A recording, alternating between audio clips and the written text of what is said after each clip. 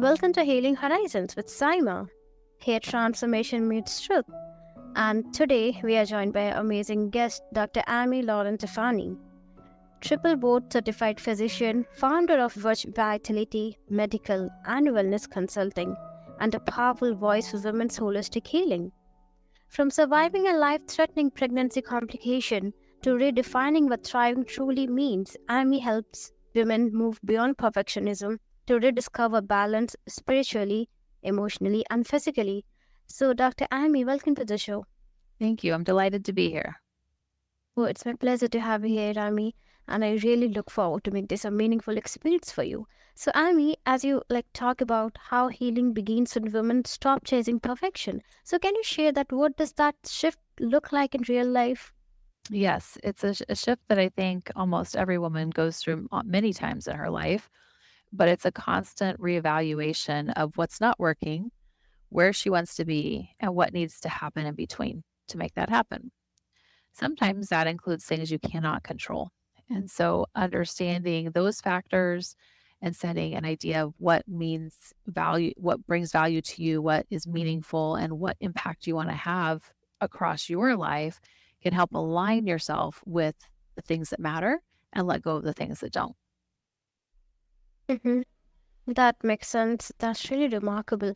So, how did your own experience of survival, reshape your view of what perfect health really means? That's a very interesting question because I'm not sure if perfection in health even exists, to be honest with you. As a medical doctor, we try to tell people what that looks like, but it's quite rare that I can even tell a patient that I think maybe there's nothing different they should do. It happens so rarely that I can't even count on one hand how many times I've said it this year. It is a constant assessment and understanding of where you are in terms of your health, mental, physical, spiritual, emotional, but also how that fits into the bigger picture of the people around you, whether you work inside or outside the home, and what that looks like in your calling. So for me, I was a physician. I had two children. I was pregnant with twins. And so this is several years ago now, but I developed life threatening preeclampsia. And ironically, at the time, I was working in an OBGYN office. And so I had access to the best medical care. And yet, if the physicians, the nurses, and so forth didn't intervene, I would have died. And in many third world countries, I would have died, and as would my twins. As it was, I did have access to that, and I was able to have an emergency surgery where they were both removed, and my heart was allowed to not continue failing. But heart failure when you're 35 is a pretty scary thing. It's scary at any age. I had to really assess if what I was doing in my life and in my work made sense. And the truth was, it didn't. I was trying to do everything and to prove to, I don't even know who, an imaginary audience, that I could do it all. And I think many of us, if we're honest, we come to these moments in life where we're challenged and it's time to say, do I want to continue in this trajectory or not? I was fortunate. I didn't die at that moment, but it was a very big awakening. It was an assessment of where do I want to take the time I'm given because none of us knows how long we will live. Doctors try to predict that, but we're very bad at it. And we don't know how much time we have. So in the time I have today, in this moment, what am I going to do such that I don't have regrets? I'm not scared of failure anymore. In my earlier years, I was scared of failure. So I was always trying to say yes to everything, do everything, be the best. And my perspective really shifted because of that event where it wasn't failure I was afraid of, it was regret. And also as a physician, I've stood by the bedside of many dying people. And there's literature published on this, but there's some things that are very regrettable to individuals at the end of their life, however long that life is. But many times it has to do with not being brave enough to say what was important to you, to go for it, to not worry about what other people think, and to live into your calling and purpose to the maximum capacity you can in the time you're given. And what's interesting about that is if we look over the course of history, the impact of people. We have the same number of hours in our day that Rembrandt did, that the great artists did. If you look at spiritual leaders, we have the same as much as Jesus did or Gandhi, anyone. You think about how much time people have and what they do with it. It's astonishing how much we waste.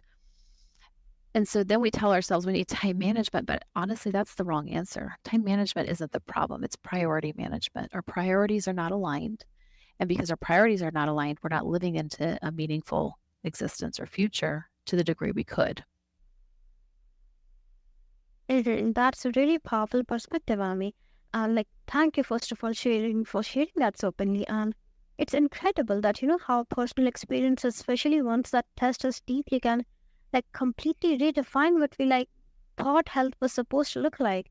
And I really appreciate the honesty in how you describe the shift. It reminds us that health isn't just about physical strength or numbers, but about like also about resilience, awareness, and how we connect to ourselves through it all.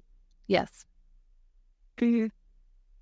So now you emphasize that fitness is more than movement. It's like it's more than movement. So how can women begin to view their health through that lens?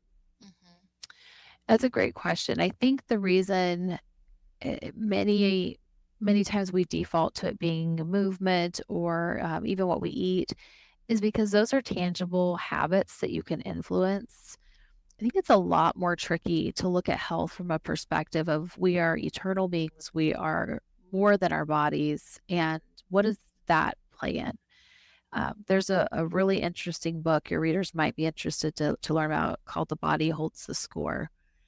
And I don't agree philosophically with everything the author says, but the point is, and I think it's well made in that book, that your body is connected to your mind, to your emotions, to your spirit. And when you neglect any one of those four areas, the body will suffer.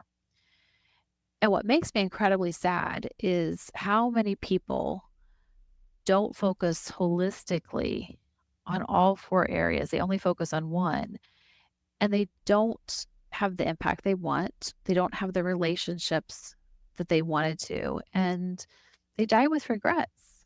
And so when you ask the question, how do we go beyond that? What can women do? I think the first step is just acknowledging that you're a complex being. You're not reduced to the physical matter of your body. And when you start to look at the complexity of that experience, you start to make room and create space to consider possibilities. That makes sense, and I completely agree with that. Like, and you have put that in such a beautiful, grounding way. Like you said, that acknowledging that we are complex beings and that every part of us is interconnected. I also love that how you like highlight that it starts with simple awareness and not just recognizing that our physical health doesn't exist in isolation from our mind, spirit, and emotions. It's a reminder that true wellness isn't about perfection, I would say, but about honoring every part of like who we are and giving ourselves permission to move, rest, and grow in alignment with all those layers, right? Correct.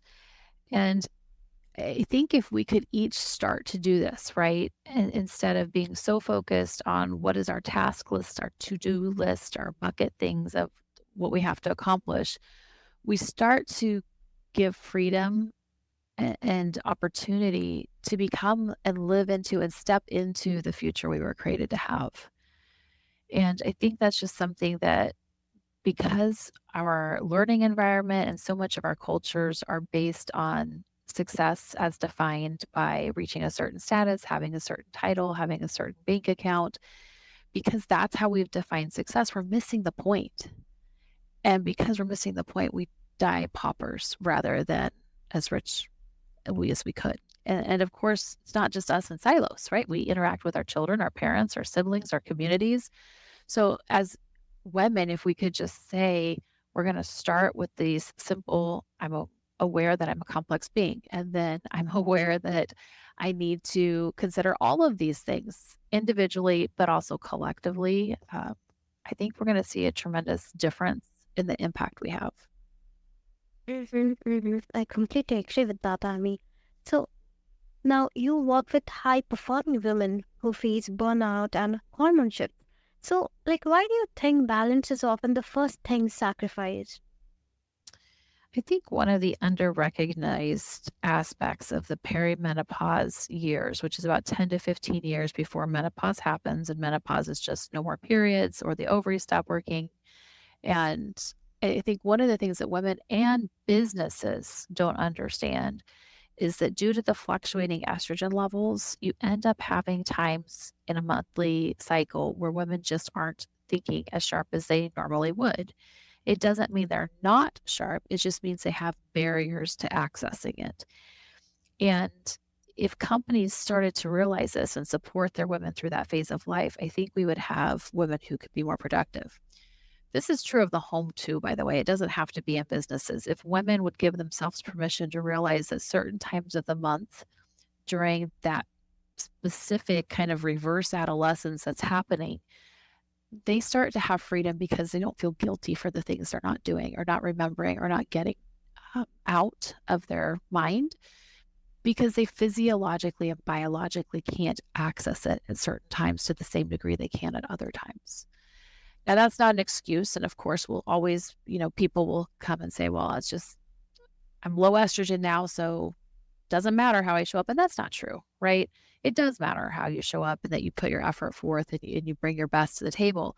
But giving some grace during that phase of life, I think is really vital.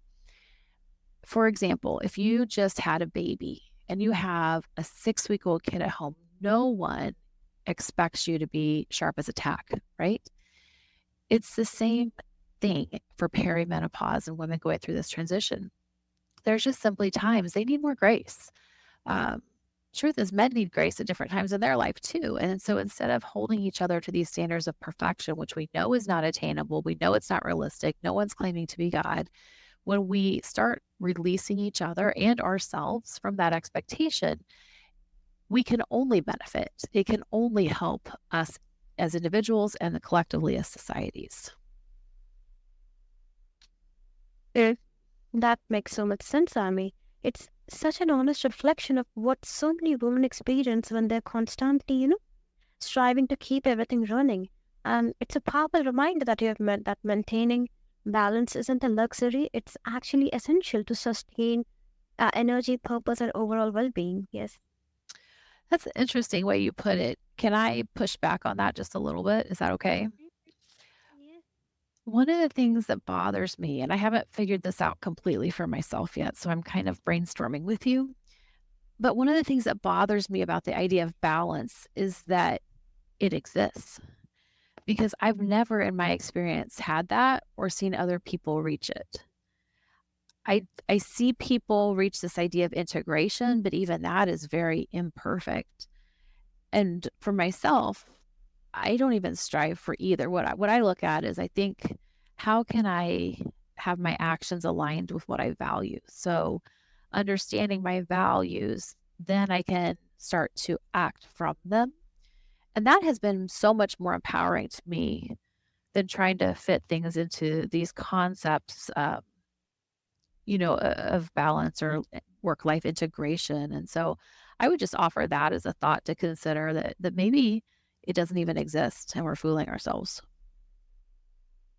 Oh, I really love, Amy, how you tied alignment back to empowerment. Like, that's such a meaningful insight. And yes, when our actions, like you said, truly reflect our values, everything we just starts, feel more intentional and fulfilling. I too agree with that. And Yes. it's not just about productivity or progress anymore. It's about integrity and purpose. And that's such a refreshing way to look at personal growth and self leadership. Yes, I agree with your thoughts completely. So, can you share some simple rebalancing practices? So when we work with our clients, for example, and what I've done in my own life to find successful is I identify 3 top values, and that takes a lot of work. So this is not something that you just, spend 10 minutes on. It's several hours if it's done well. And a lot of times, what I recommend women, you can go on the internet and uh, just type in what are values, right? And what are my values or find my values. And there's so many PDFs and lists that are generated, but you start to look at these collection of words and you start trying to identify what are these that are meaningful to me. So for me, for example, what my three top values that I try to make my decisions based on are going to be my faith, my family, and my fitness in that order. And I walked one of my children through this recently, and it was so interesting because, of course, we're not duplicates of each other. So she did not have the same things I did. But it starts when you see her values. Now she's aware of them, right? That was the first step, make her aware. And now she can start to see how her decisions, her reactions, and her behaviors are tied into what she values. What's important to understand about values is they can change over time. And so while fitness is one of my top three now, a decade ago, even though I'm a physician, I wouldn't have necessarily maybe told you that. And so you have to give yourself room to change and grow with these values. But that's what I'd recommend anyone take some time and start doing. I will admit it's very hard to do it by yourself, to do it well. You can do a quick scan, but almost always working with a coach, some type of organization, and many times human resource offers different things that are similar to this. So it doesn't really matter to me how they get involved as much as they become aware and get started, because that awareness can only grow once it's opened. And it's like a little seed that becomes a tree over time that really stabilizes your actions. And it helps you understand if your intentions make sense or if you're acting from something that you really don't care about, but you feel like you have to do, which then you can let go because it's not yours. Does that make sense?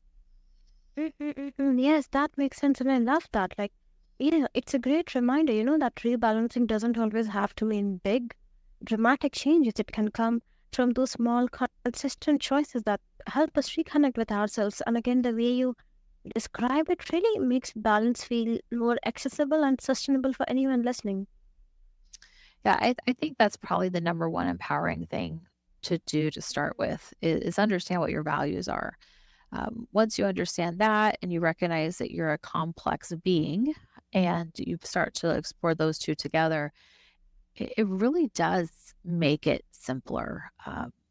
I believe that everything we think, say, or do is coming from our mind, our desire. And that's helpful to understand because if that's true, then you should be able to influence it by what you read, what you watch, what you listen to, the conversations you have. Um, and I have found that to be true in my own life. The scriptures tell us to set our mind on things above. And when we start to look at life in a perspective of there's so much you cannot control. There's so much evil, vile things in the world, right? But the opportunity to be able to set your mind in a different space and look intentionally toward things that align with your values frees you and empowers you and helps you be able to make decisions that you don't regret. Mhm.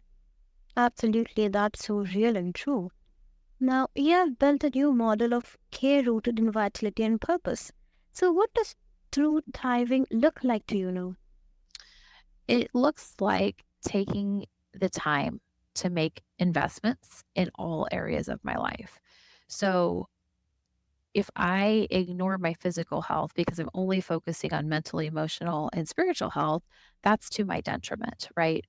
And so understanding that all four areas have to be addressed, maybe not the same degree at the same time every day, but at least every week, feeding each of those areas in a way that's going to help them grow is what thriving is. And I make sure I actually schedule these on my calendar. So I schedule my Bible reading time. I schedule my fitness time. I schedule the time I'm going to be with friends or family or at my kids' games or practices, and only once I have all of that in my calendar do I go back and put in my work schedule. Because when you think about all the things we are trying to literally juggle or balance, all these are like it's been equated to glass balls, right?